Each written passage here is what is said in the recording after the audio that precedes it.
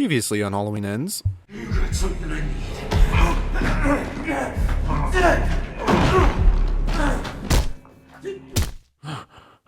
You dare try to steal my mask? Hello, all you spooky people of the internet. I hope you all are having fun, even though it's sadly not the Halloween season. But just because it isn't October doesn't mean we can't have some spooky fun. And who is known to be the biggest spookster himself? Well, none other than Michael Audrey Myers. Yes, his middle name is Audrey. Look it up. We all know our boy, Mikey, by his modified Captain Kirk mask, but the Myers look wouldn't be complete without his coveralls. Now, his coveralls have remained the same, plain look with minor modifications throughout the years. One of those being the dirty, old, disgusting coveralls from Halloween Ends, which we shall be modifying today. Say what you will about the movie, I liked aspects of it while still wishing we had more Michael time. But you have to admit that the overall look of Michael is amazing with how decrepit and disgusting it is. Now, the exact brand of the screen-used coveralls in Halloween's Ends are charcoal gray work rate coveralls, which is also the same type used for Halloween 2018 and Halloween Kills. But finding these types of coveralls is like finding gold, since those types of coveralls was discontinued sadly. Thankfully though, I was able to find a substitute brand with these amazing coveralls. These specifically are Red Capman's Twill Action coveralls. Specifically, they're charcoal colored. They're around $40, which is definitely a good price because these coveralls are really good quality. They fit well, are very comfortable, and look pretty screen accurate. While it would be nice to find the exact brand of coveralls used, I think that these are a great substitute. Not to mention, as I was looking at this on Amazon, I kid you not, 80% of the reviews were from Michael Myers cosplayers.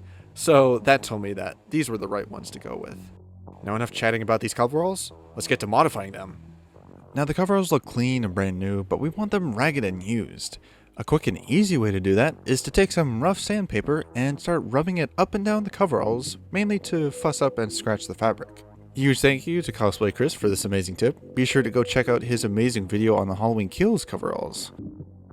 Rub mainly across the waist, around the pockets, and the parts that would be the most worn, as if an actual mechanic was using them. Even more so on the left shoulder and arm area because if you remember, that's Michael's burnt side from Halloween Kills. So I'd imagine that that side of the coveralls would be a lot more roughed up. Once the sanding is done, it's time to really start messing up the coveralls with implementing his battle damage. And let me just say, our boy Michael has been through a lot. Shot in the shoulder, stabbed in the arm, jabbed in the stomach, pitchfork in the back, and to top it off, a full-on mob attack. After looking through various set photos from the film, I was able to come up with this concept for all his battle wounds. He has many. Some bullet holes across his chest, some stab wounds in his stomach, along with a giant slash across his left sleeve, the pitchfork markings on the back, and finally the exit bullet holes. Feel free to use this concept I came up with as a reference, not only for the battle damage, but also for the burns, the dirt, and finally the mold, which we shall be doing later. But for now, on to the battle damage. To start, mark the exact spots you want the battle damage to be on your coveralls. You can use a marker or a pencil. I went with a fabric pencil because I found that to work best.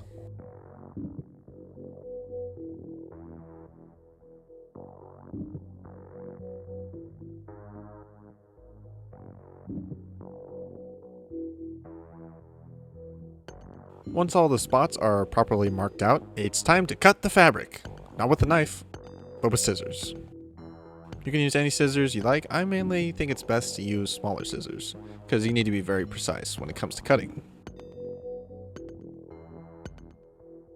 I found the best way to do it is to cut a hole big enough to the point where you can poke your finger through, so that it's not too big, but also being, a somewhat decent size.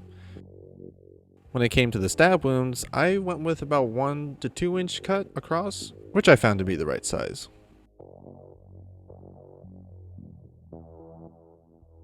Same goes for the slash mark on his left sleeve.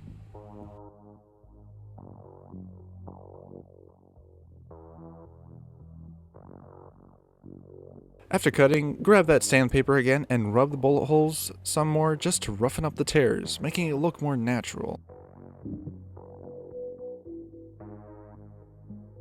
Same goes for the stab wounds. and the slash.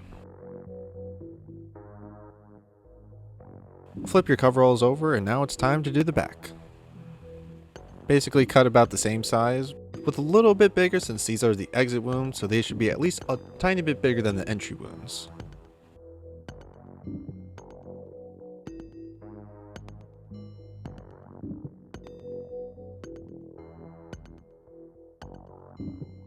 Just to add a little bit more roughness, I sanded down the left side of the coveralls a little more, especially around the collar, as well as the shoulder, almost ripping the shoulder seam, just to make it look more worn, especially since that's the burnt side of Michael. In addition to the edges of the sleeves, mostly on the pants, and adding holes where the elbows and knees would be, just to add even more detail, like these really have seen better days. Cutting all the holes is only half the fun. The second half is painting. To start off, all you need is black fabric paint. Using fabric paint instead of regular acrylic paint will allow you to wash your coveralls without worrying about the paint coming off, because wearing your coveralls very often will make them very stinky, and you, trust me, are gonna want to wash them. Using a large brush, we'll dry brush on the paint. In other words, dip your brush in paint and wipe the majority of the paint off with a paper towel so there's very little but just enough faint paint on the brush. Dry brush up and down pretty much in the same spots that you rubbed with sandpaper to make it look as if oil and dirt has creaked into the seams and crevices of the coveralls. It also gives the coveralls more depth and variance.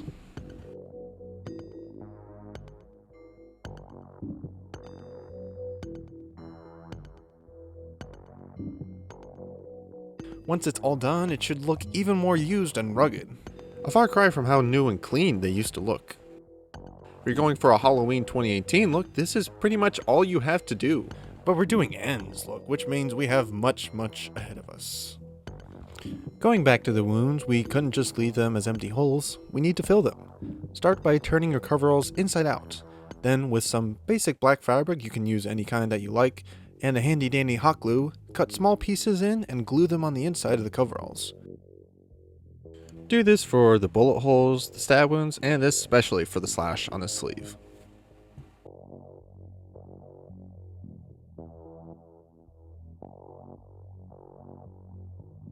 Once all the holes are filled and the glue is dried, flip it inside out again. Having the holes filled will prevent us from worrying about seeing the shirt underneath. To go even further, I recommend adding some hot glue, mainly smothering it all over in the holes, to give it that almost wounded, bumpy flesh texture rather than just having it be plain fabric. Because we want it to look like Michael has had some very serious boo-boos that no band-aid could ever fix. I recommend not only doing this on the bullet holes, but also the stab wounds and especially on the giant slash. Once glued on, it's time to once again paint. This time we'll be mixing red with black to give it a dark, dried blood look. Similar to the weathering, dry brushing is the way to go. So dry brush paint all over the bullet holes, painting almost a trail down the bullet holes like the blood is seeped down the fabric. Same goes for all the other wounds on the front as well as on the back. Take your time with the painting process. You don't want to go too over the top with the blood, but you still want it to be noticeable enough. Because going for continuity purposes, it isn't over the top fresh blood, more of a just aged, dirtied, almost desaturated looking blood. Some additional spots to add blood would be the neckline from where he was shot by Karen in 2018, almost like the blood from the wound sprayed onto his collar. As well as on the sleeves, especially on his left sleeve, because if you remember, that's where his little fingers were blown off. So I'd imagine that there'd be a lot more blood on that side of the coveralls. Now it's time to move on to the burns, and I have the perfect strategy. No, don't do that. There's a safer and more effective way. Bring out the same black paint, pouring a large gob on a paper plate. While a regular paint sponge would work, I decided to take some foam and cut little jagged edges and holes to give it texture, and dab it away with black paint, making sure to get it all over the sponge. With the sponge ready, slowly dab away all over the burned areas, which are usually his left shoulder, left arm, and some of his left hip. To refresh, here's the concept of the burns that I was going with. Same with the blood. When it comes to the burns, feel free to take your time. Now repeat the whole process, but mix the black paint with a little white to make a lighter black, bordering on gray, and dab away again. Adding a more lighter pigment adds a more texture and vibrance in the burns, rather than just having it all be just plain black. Once you're finished, you basically are finished with the Halloween Kills coveralls, with the blood and the burns. Except we aren't doing crispy Myers, we're doing moldy Myers. But before we add the mold, we need to add some slight dirt all over the coveralls due to him living in the sewers for a couple years. Mix black paint with brown to give a dark mud look, and dry brush away, primarily on the legs as well as on the waist. While the dirt is spread throughout the entirety of the coveralls, I find the majority of the dirt to be in the leg area. The dirt effect is a more subtle detail on the coveralls, but it does add more authenticity and just makes it more interesting and more just gross, which is what we want. You can rub it with a brush, but also just rub it in with your fingers just to get it all over, almost like rubbing the mud really in.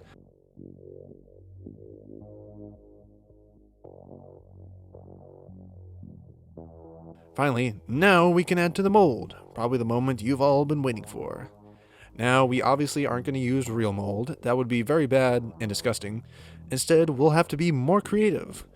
First, take some white paint and mix it in with a little bit of black paint, making a very slight gray. We don't want 100% white, almost like an off-white color. And take the brush and so very delicately as well as very slowly dab on all the moldy areas on the coveralls. Again, for this process, you really want to take your time, because the mold, you don't want to go over the top. It has to be a really subtle detail. Rather than straight up brushing, I recommend just dabbing it on, or as well as just doing swirls, just to give it that even more gritty, almost that moldy texture. Dabbing it all over the chest area, especially on the shoulders, since I seem that to be the area where most of the mold is, as well as on the bottom of the legs, as well as on his back, especially around the back pockets. Again, here's my concept I was going with. At this point, it's more of a thin, dusty look rather than straight up mold, which I found to be a good base coat, or at least laying the groundwork for the mold before we actually start applying it. Because I'd imagine that these coveralls would not be only very moldy, but also very dusty. Not to mention very stinky. Grab your liquid latex and some cotton balls. With a paintbrush, dab on some plain liquid latex. Then take some bits and pieces of cotton balls and spread them all over the latex. Feel free to dab the pieces in with your brush just to make it stick a little more. Basically do this with all the areas that we dry brushed with the white paint. Once they're all glued on, let them dry. Feel free to also just experiment on where you exactly want your mold, because no coveralls is the same. While it's drying, the mold will look a little weird, almost like pieces of fluffy snow. But once it's dry, you can rip those pieces off, because the liquid latex will cause itty bitty pieces of cotton to be left over, giving it that mold effect that we're going for.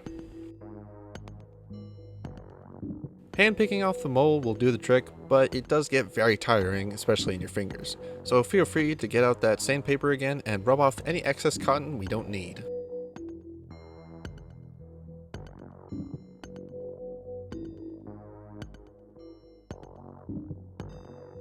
Finally, to blend it even more in with the coveralls, paint over the mold with the same light gray dust color of paint.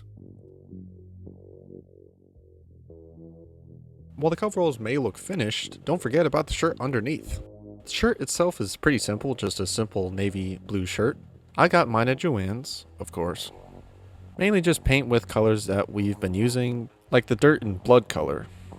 Primarily around the collar, as that'll be the only part that you'll be able to see when wearing the coveralls. Finally, after our long and treacherous journey, the old, dirty, bloody, disgusting, and moldy old man Michael is complete.